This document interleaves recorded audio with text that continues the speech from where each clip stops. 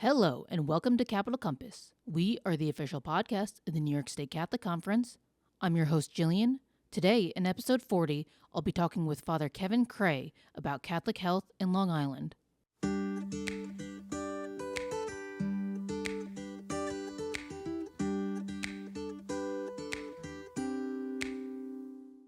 Throughout the 2024 legislative session, we are giving you updates on what is happening in Albany. Without further ado, here is your Legislative Minute.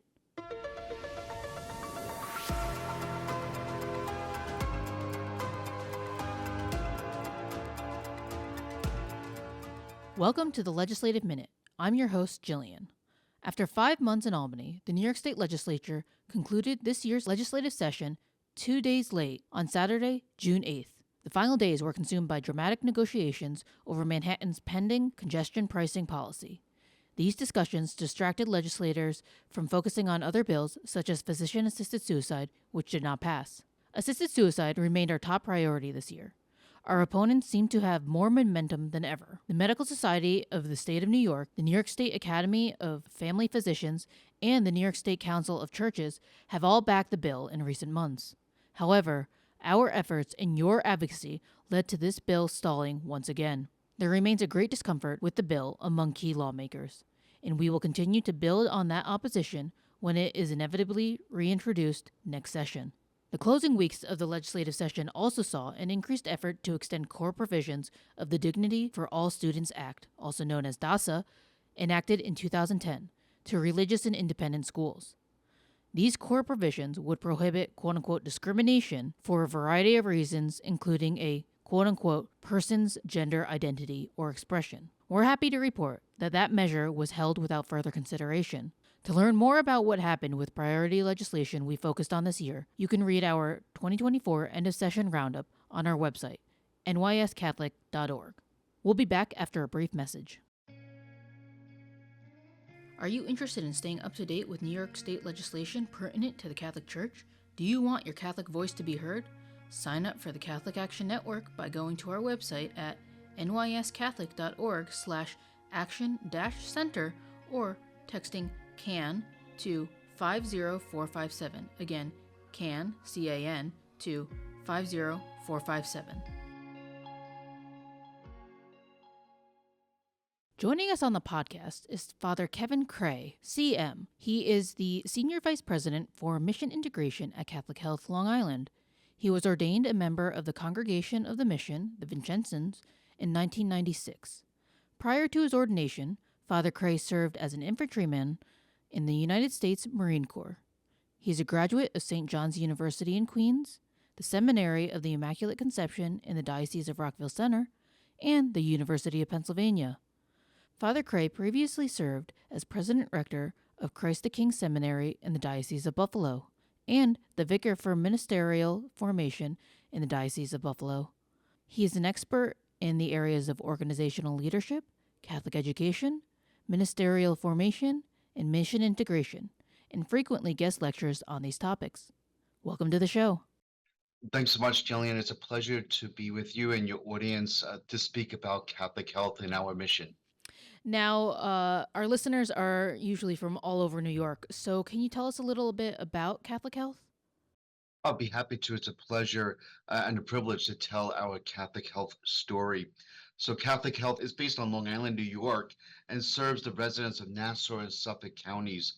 We also have a number of practices in nearby Queens.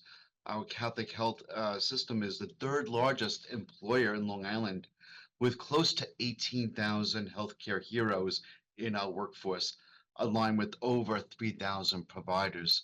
Catholic health was founded 100 years ago by separate orders of women religious, each founding a Catholic hospital, which eventually came to be organized under the Diocese of Rockville Centre. I know the Diocese of Buffalo also sponsors a healthcare system called Catholic Health, but that is indeed a separate entity from us. Catholic Health on Long Island operates 6 hospitals and over 20 outpatient sites, which we call ambulatory care hubs. Among our many specialties, Catholic Health has one of the finest cardiovascular care programs in the nation. St. Francis Heart Center, which started as a single location at St. Francis Hospital on Long Island's North Shore, and has now expanded its services throughout Long Island. We're quite proud of this wonderful cardiovascular center. What differentiates Catholic Health from other healthcare systems on Long Island? Uh, Great question. First and foremost, we are Long Island's only faith-based healthcare system. We employ all, we serve all, and we welcome all. And yet, we are definitely a Catholic healthcare system founded in faith and rooted in our mission. And our mission is to bring Christ's healing mission and the mission of mercy of the Catholic Church expressed in Catholic healthcare to our communities. We're very proud of our mission and the ways in which we serve our wonderful people here on Long Island. To sum it up, our approach to healthcare is more three-dimensional. We see our patients in a sense of totality, possessing a body, mind, and spirit. So we infuse all of our medical and surgical expertise with a very healthy dose of compassion. Our healthcare team commits to excellence each and every day. And I think we are known throughout our region as a healthcare system that really walks the talk. Catholic Health is deeply rooted in the communities that we serve.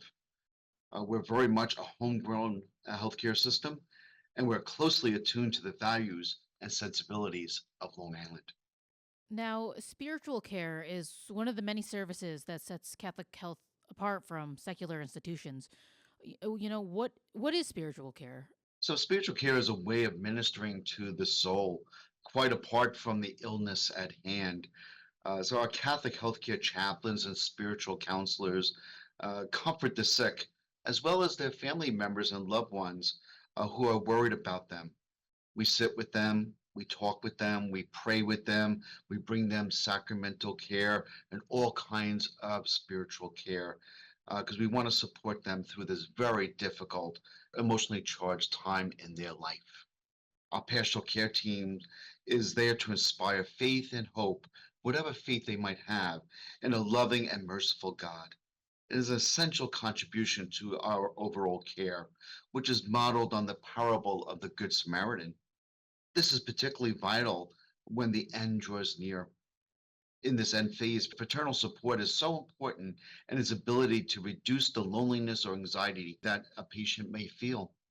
Now, physician assisted suicide was a hot topic in the legislature this year. And on this podcast, we've talked about the need for things like increased access to palliative care. How does Catholic Health manage end of life care? Yeah, a great question. We're certainly glad that that bill had failed, but we manage end of life care with a great deal of respect for human life. It's who we are, it's what we're about, it's our mission, as I mentioned before. Catholic Health has an outstanding health hospice care program, both for inpatients and home based patients.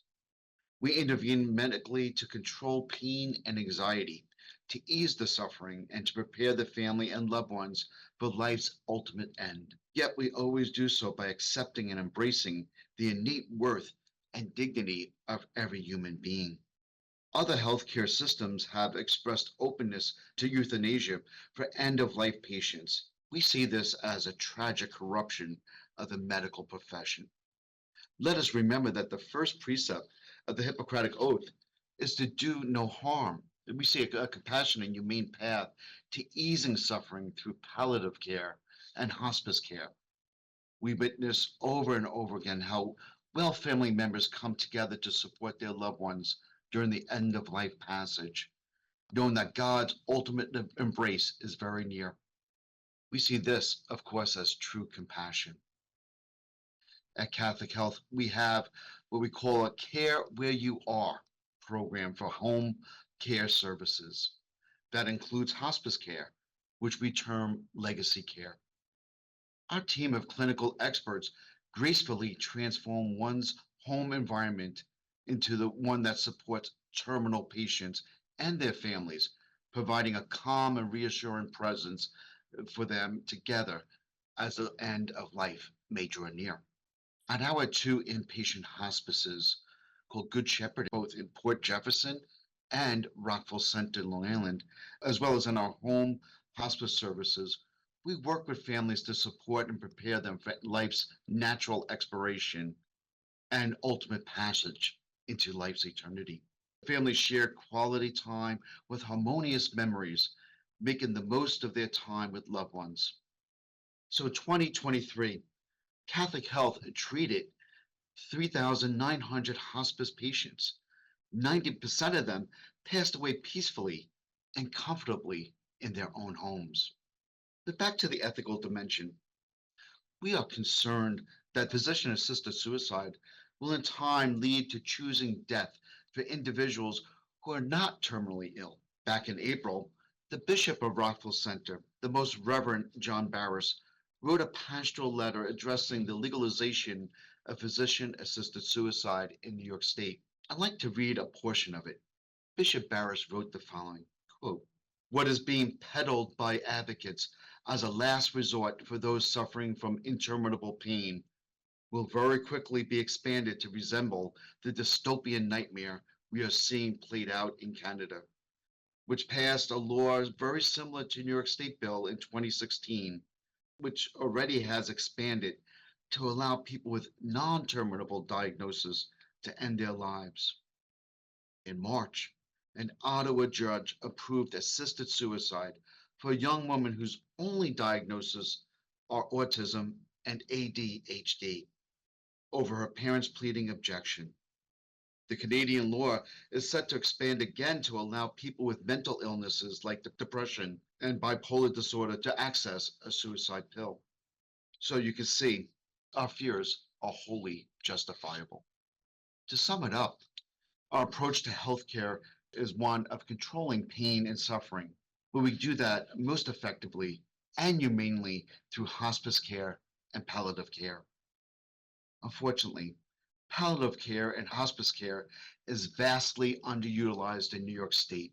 According to the National Hospice and Palliative Care Organization, only 24% of New York's Medicare decedents were receiving hospice services at the time of their death. This is, in fact, the lowest rate in the nation. So it's important to add that the underutilization of hospice and palliative care is not an availability issue, it's an awareness issue. New York State ranks very high in the availability of palliative care services. 81% of New York's hospitals offer palliative care services, which is well above the national average of 71.5%. Clearly, the awareness gap needs to be fulfilled. If more providers, patients, and families had a better grasp of benefits of hospice and palliative care, enrollments in these programs would rise dramatically, sparing terminally ill patients the pain and suffering we all wish to ameliorate. It's interesting to note that the majority of hospitals are opposed on ethical grounds. In California, where medically assisted death was legalized in 2015, 270 California hospitals were surveyed over a 6 month period. The survey, in fact, found 61% of California's hospitals forbade their physicians to write a death inducing prescription. And it's worth noting only 13% of California hospitals have a Catholic affiliation. We've talked about physician assisted suicide so much, but I also want to talk about the positives and the other things that we are advocating for. Now, I've heard your CEO, Dr. Patrick O'Shaughnessy, is passionate about strengthening your community, including addressing food insecurity and expanding healthcare access. So, can you tell our listeners a little more about the rest of Catholic Health's advocacy work? Yes, it'll be a real privilege to tell this wonderful story. Under Dr. Shaughnessy's amazing leadership, Catholic Health is committed to a coordinated effort to get nutritious food to those who identify as food insecure. At all our hospital based emergency care departments and all our ambulatory care sites, we screen patients for vital signs of malnutrition. Those who identify as food insecure are provided with a food to go bag upon discharge. We also assist them in enrolling in a nutritional assistance program, working with both federal government SNAP programs and also with Catholic charities. So we want to ensure that every person who interacts with Catholic Health is screened and provided vital resources as needed. Catholic Health is also dedicated to communities in our outreach. We are innovating effective ways of opening new access points to healthcare, most especially for the underserved. Now, this was obviously a kind of an overview of Catholic Health. So, for those interested, where can they learn more about Catholic Health in Long Island? I think the easiest way is to visit our website, CatholicHealthLongIsland.org. CatholicHealthHealthLI.org. Thank you so much. Thank you, Gillian. Pleasure to be with you. Thanks for listening to Capital Compass, and thank you so much to Father Creagh for coming on the show. We hope you enjoyed this episode. We'll be taking a brief summer break, but we'll be back in no time. If you'd like to support the podcast, please share it with others, post about it on social media, or leave a rating and review. Don't forget to subscribe wherever you get your podcasts.